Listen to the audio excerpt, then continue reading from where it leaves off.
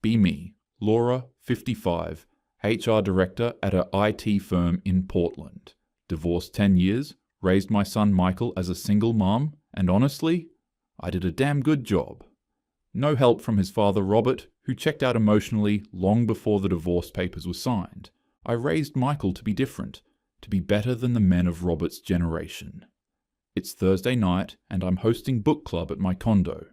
We're discussing the feminine mystique for the third time, because honestly, it never gets old. 6 of us crammed into my living room, wine glasses in hand, talking about how we've shattered our own suburban prisons. The problem is that women still do the majority of household labor, Sarah says, my closest friend in the group. She's a corporate lawyer, divorced twice, no kids. Even in progressive households, women cook, clean, manage the family calendar. Exactly why I never fell into that trap, I interrupt, refilling my glass. When Michael was growing up, I made sure he learned self-sufficiency. I didn't cook elaborate meals or hover over him. Microwave dinners, takeout, whatever. I told him, I'm not your servant. Learn to feed yourself. The other women nod approvingly. This is my audience. These are the women who get it.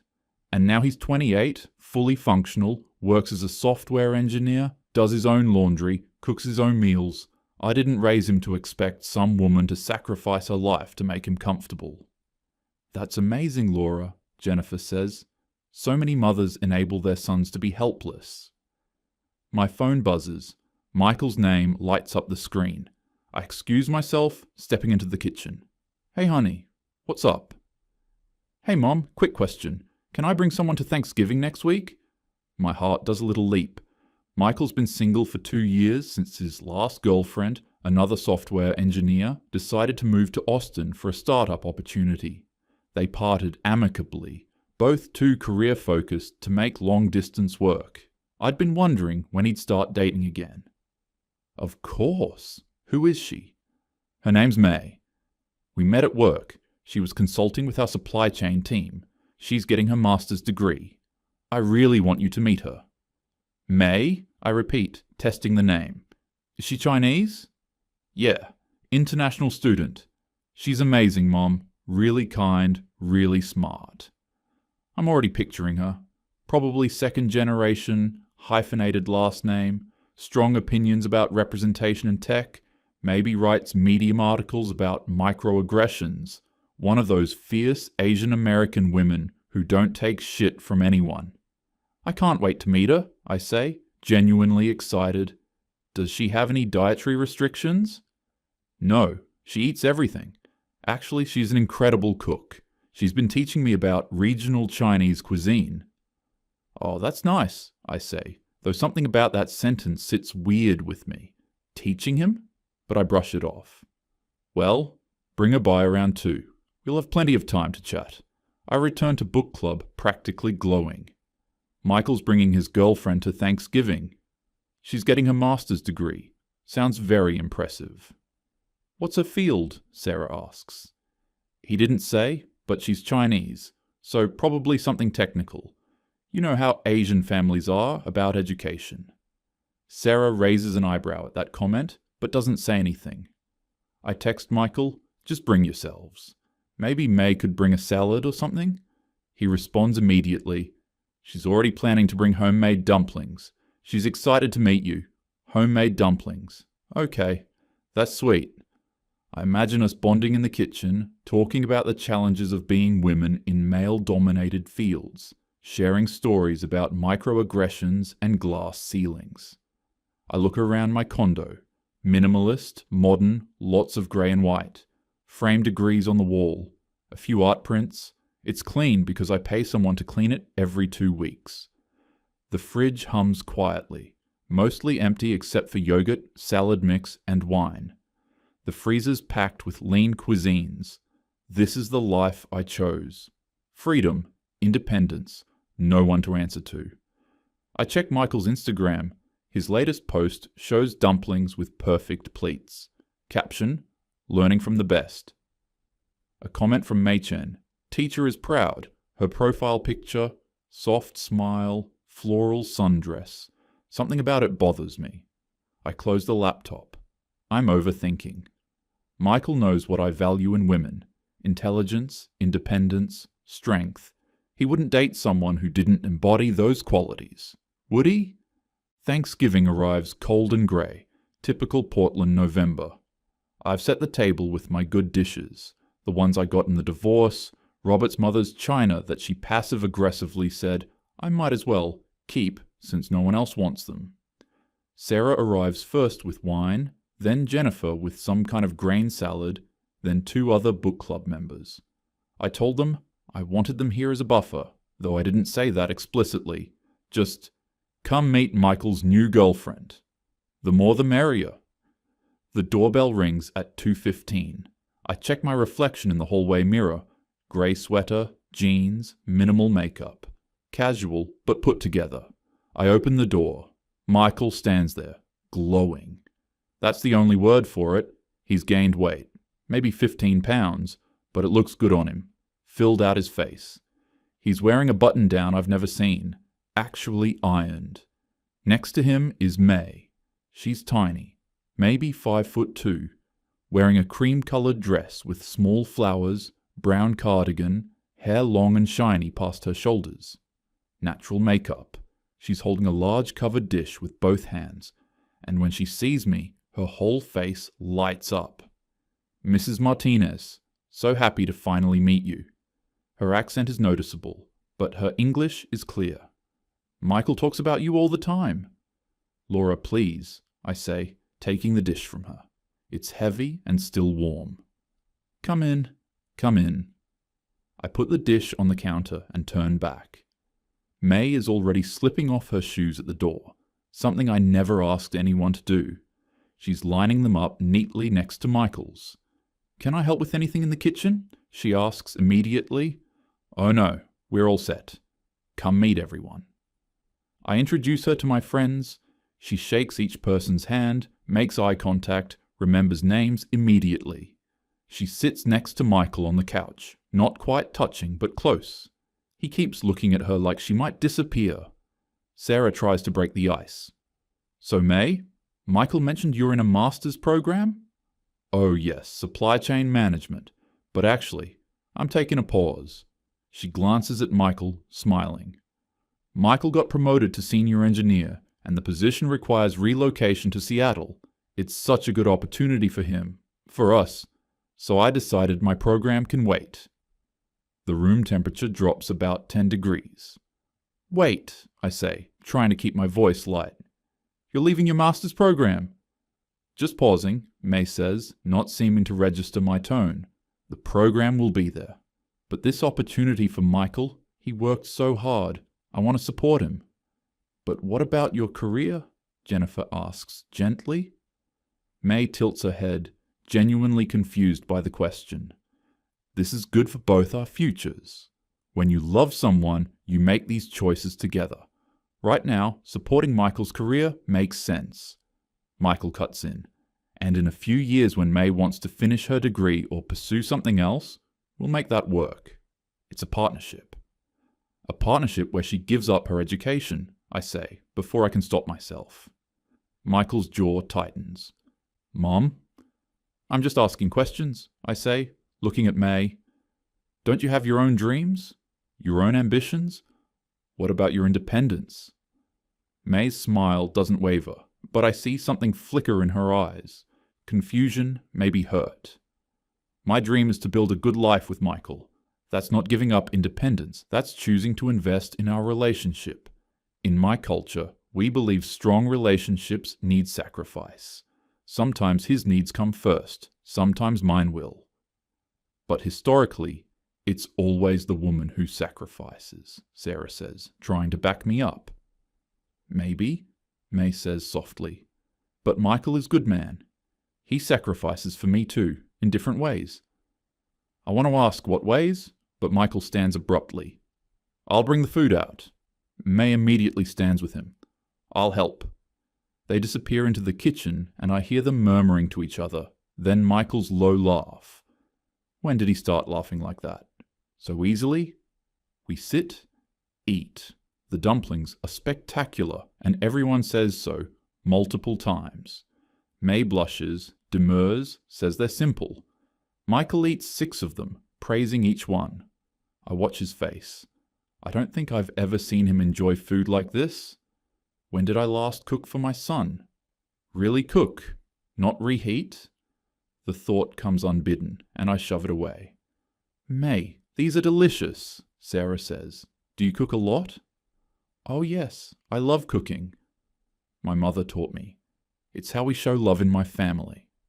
She touches Michael's arm. Michael is learning too. Last week he made congee by himself. That's wonderful that you're teaching him, Jennifer says. He's a good student, May says, and the way she says it, so proud, so fond, makes my chest tight. I set down my fork. Don't you think it's a bit regressive, though? Women in the kitchen, teaching men who never bothered to learn before? The table goes silent. Mom, Michael says, warning in his voice. I'm just saying, we spent generations fighting so women wouldn't be defined by domestic labor, and now... Now women can choose, May interrupts gently, but there's steel underneath. I choose to cook because I enjoy it, because it makes people I love happy. That's my choice. Isn't feminism about choice? It's about liberation, I say. From what? May asks. From doing things that bring joy. I don't have an answer for that.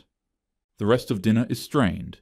People try to change subjects. Work, weather, holiday plans. May is quiet now, still polite, still helps clear plates without being asked. Michael barely looks at me. After dessert, May excuses herself to the bathroom. The moment she's gone, I corner Michael in the kitchen. She's not what I raised you to value. Michael stops loading the dishwasher and turns to face me. His expression is harder than I've ever seen it. You raised me to value kindness, authenticity, respect. She's the kindest, most authentic person I've ever met. And she doesn't perform it for anyone, she just is. She's performing traditional femininity, I say. Mom. He's quiet, but his voice is shaking. Maybe you're the one performing. That lands like a slap. I spent my whole childhood eating frozen dinners and takeout. You told me it was because cooking was gendered labor, that you wouldn't be a kitchen slave. And I believed you. I thought that was normal. But you know what? It wasn't about principles. You just didn't want to do it, and that's fine, but don't pretend it was politics. May cooks because she loves it. You didn't cook because you didn't want to. Those are both valid, but only one of you is honest about it. May returns before I can respond. She thanks me quietly for having her, puts on her shoes, takes Michael's hand. At the door, she turns back. Thank you for dinner, Laura. I hope we can get to know each other better. I don't respond. After they leave, Sarah says, That was rough. She's given up her education for a man, I say. She's making a choice, Sarah says carefully. Same as you did. Different choice, but still hers. My book club friends leave shortly after. I'm alone with the leftovers, the dirty dishes, and the remaining dumplings that no one could finish. I eat one cold at midnight. It's still better than anything I've made in years. 6 months pass. Michael texts regularly, but briefly. Calls every other week. When I ask about May, he says, She's good, and changes subjects. Then, on a Tuesday in May, I find out about the engagement from Facebook. Michael's profile picture updates. Him and May, her hand extended, showing a simple gold band with a small diamond. Caption, She said yes. 200 likes in the first hour. Comments flooding in. Congrats, bro! Finally. She's perfect for you. He texts me 4 hours later. Hey, Mom. Wanted to let you know. I proposed to May last night. We're engaged. 4 hours. I was his mother for 28 years, and I found out 4 hours after the internet did. I call him. It goes to voicemail. I text, Congratulations. When's the wedding? We're thinking October. Small ceremony. I'll send details soon. That's it. That's all I get. I call my sister Chloe. She's 55 too. Married 25 years to the same man. 3 kids. lives in a suburb with a white picket fence, and probably bakes cookies from scratch. Did you know Michael was going to propose? I ask. He called me last month asking about grandmother's ring, Chloe says. I told him Dad probably still had it. He asked Dad? Laura, he asked everyone except you. That hurts more than it should. Why didn't anyone tell me? Chloe sighs. Because you made it pretty clear at Thanksgiving that you don't approve. He didn't want the drama before the proposal. I don't not approve, I just think... You think May isn't good enough because she doesn't match your ideology. We all see it, Laura. Even Michael sees it. We hang up shortly after. 2 weeks later, Michael invites me to visit them in Seattle. We'd love for you to see the apartment, he says. Love, we, not I. I book a flight for the following weekend. Their apartment is in Capitol Hill, a one-bedroom with big windows and light wood floors. When Michael opens the door, the smell hits me immediately, something cooking, spices I can't identify, savory and rich. The place is immaculate but warm. Plants on the windowsill. Photos everywhere. Them at Pike Place Market, them hiking, them making dumplings together. The kitchen is small but organized. A rice cooker, a bamboo steamer, jars of spices labeled in Chinese characters. May emerges from the kitchen wearing an apron, hair tied back. Laura! Perfect timing. I'm making Michael's favorite, Hong Shao Rou, red braised pork. His favorite? The words come out before I can stop them. He requests it every week, May laughs. Come, sit. Dinner will be ready soon. I sit at their small table. Michael brings me tea without asking if I want any. The tea set is delicate, painted with blue flowers. May's teaching me about tea, he says. Different types for different moods.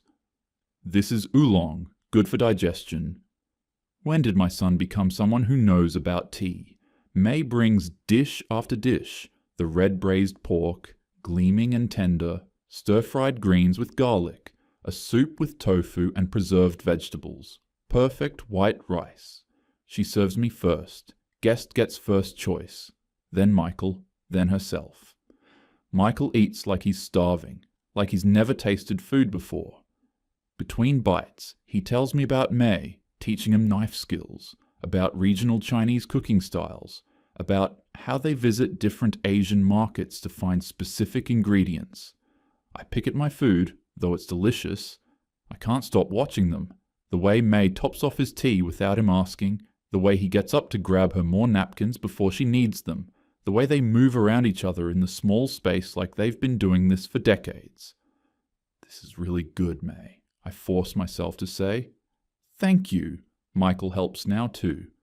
Last week, he made the whole meal himself. Just the pork, Michael corrects, smiling. She coached me through everything else. After dinner, May insists on cleaning alone.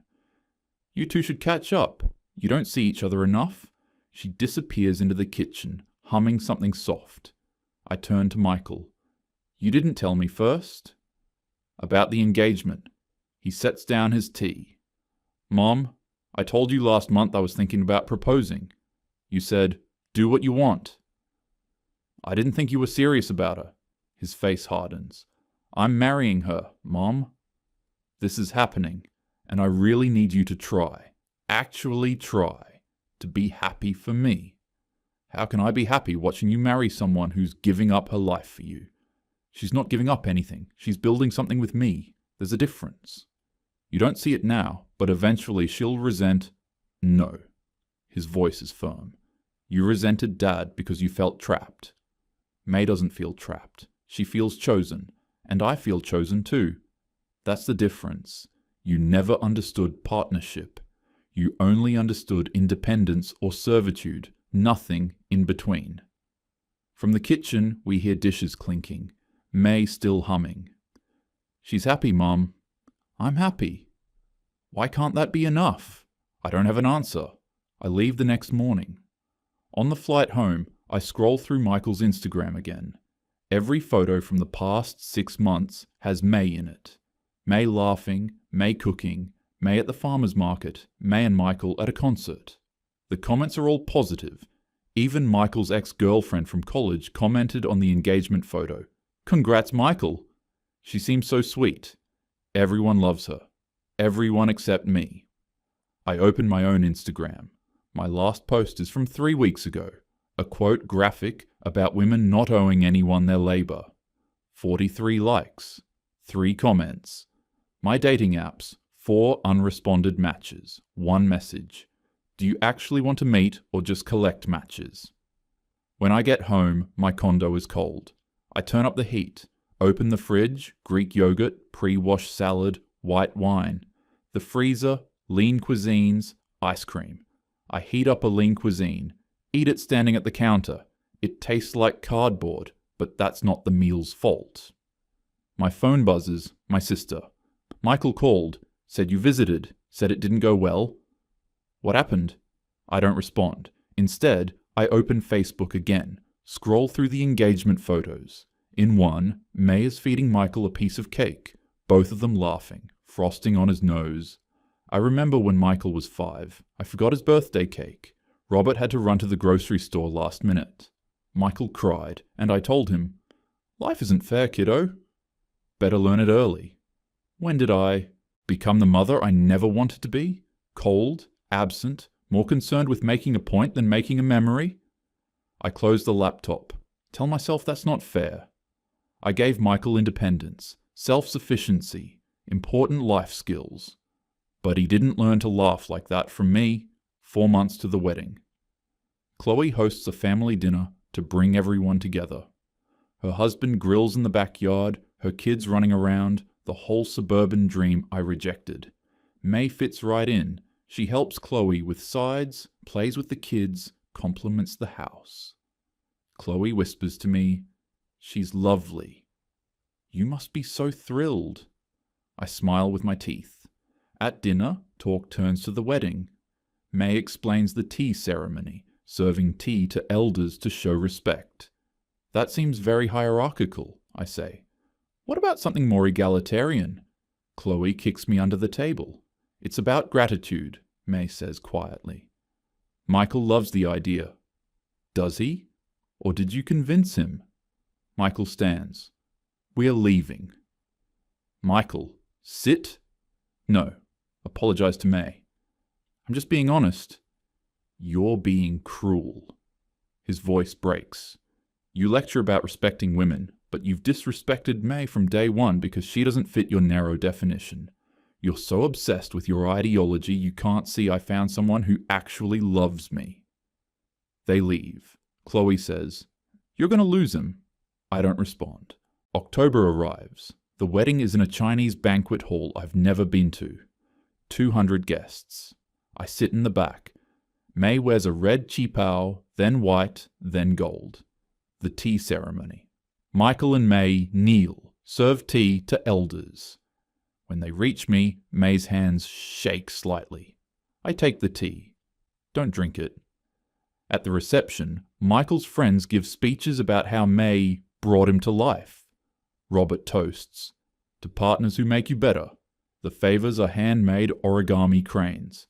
Mine says, "Thank you for raising Michael to be so kind." May I fold it into my purse? The final moment, Michael feeding May cake. Both laughing, frosting on her nose, everyone cheering. I watch from my table, alone. That night, my condo. Frozen pizza in the oven. I scroll through wedding photos Michael posted. One caption, "Marrying my best friend." Mom, thank you for teaching me to value authenticity. I found it in May. He's still trying to include me. I open my notes app, type, maybe I was wrong. Maybe love looks different than I thought. Maybe delete. Type instead, she'll realize eventually that sacrificing yourself for a man never works out.